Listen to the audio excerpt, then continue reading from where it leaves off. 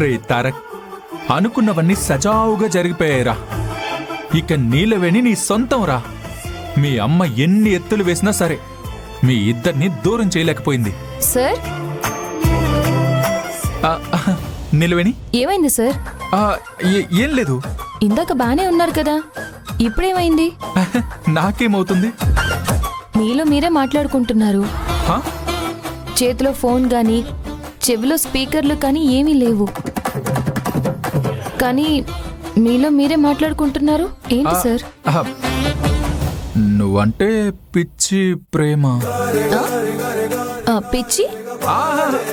పిచ్చి కాదు సార్, నీళ్లు తీసుకొచ్చి అక్కడ పెట్టాను, త్వరగా పడుకోండి.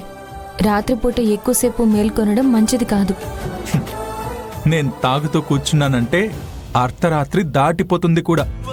ఈరోజు ఆ ప్రోగ్రాం ఏమీ పెట్టుకోకండి సార్. అప్పుడప్పుడు దాన్ని తప్పిస్తే మీ ఆరోగ్యానికి చాలా మంచిది తెలుసా? సరే అయితే, అలా చెయ్యాలంటే కబుర్లు చెప్పుకోవాలి. సార్, నాకు నిద్ర వస్తుంది. పడుకో. అలాగే.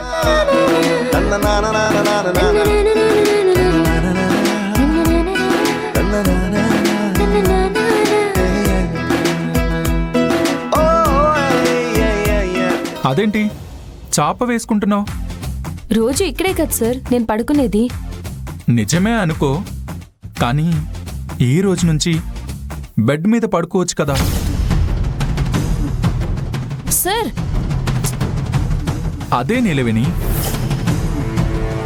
ఐ మీన్ రిజిస్ట్రేషన్ అయిపోయింది కదా, మళ్ళీ కింద పడుకోవడం ఎందుకు? రిజిస్ట్రేషన్కి దీనికి సంబంధం ఏంటి సార్? ఉంది.